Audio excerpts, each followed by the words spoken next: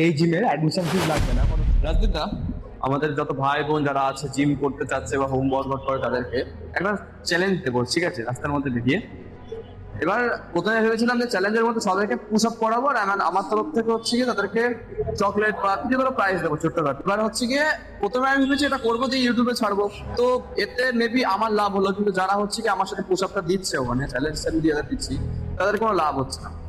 এবার যেহেতু তাদের মধ্যে সেই ডেডিকেশনটা আছে, কারণ স্বাভাবিক যে 30খানা পোশাক 20খানা পোশাক দেওয়াটা স্বাভাবিক সবার পক্ষে সম্ভব না।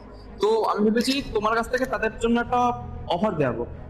তো তুমি এই জিমে ভর্তি হওয়ার জন্য, যাতে কিনা তারা অনেকের ফাইন্যান্সিয়ালি প্রবলেম থাকে যে টাকার জন্য এটা ভর্তি হতে পারে না। দেখ, আমি এইগুলো এরকম ধরনের জিনিসটা আমি প্রতিবারই করে থাকি, কিন্তু আমি তো কোনোদিন কাউকে গিয়ে যে এই কম্পিটিটিভ জিনিসটা করো বেরোয়নি। তুই যখন যেটা করতে আছিস তার সাথে তুই অ্যাড করে দে।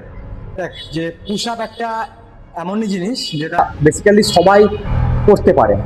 তো তুমি পুশ আপে জিনিসটা এমন রাখো, 30টা পুশ আপ র্যান্ডম কোনো পার্সন যদি একবারে করে দেয় তো দ্যাটস গ্রেট। তার এই জিমের অ্যাডমিশন ফিস লাগবে না কোনো।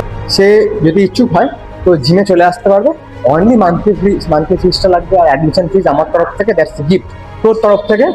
ওটা আমি জাস্ট আমার জিম বলে সেটা আমি করে দিলাম, কিন্তু তুই যে চ্যালেঞ্জটা রেখেছিস মানুষদের জন্য, ওদের লাভ ওখানে। তোদের ফিটনেস জার্নিতে একটা ফার্স্ট স্টেপ শুরু হয়ে গেল। সেকেন্ড যে মারতে পারছে, যদি 20টা মারতে পারে, যে 20টার উপরে আর পারেনি, দেন 20টা মেরেছে, দ্যাটস অলসো বিগ অ্যাচিভমেন্ট। তার জন্য তুমি জিম অ্যাডমিশন হাফ করে দাও, মানে আমার তরফ থেকে যেটা যেটা করা যায়। দেন পরবর্তীতে যদি আরো কোনো কিছু ইয়ে থাকে সেইগুলো তখন আবার ভেবে দেখা যাবে কি করা যাবে। জিমের যে অফারটা আছে সেটার জন্য কিন্তু যারা এখন ভিডিওটা ছাড়ার পরে ভিডিওটা দেখছো তারা সকলে এসব দেওয়া স্টার্ট করে।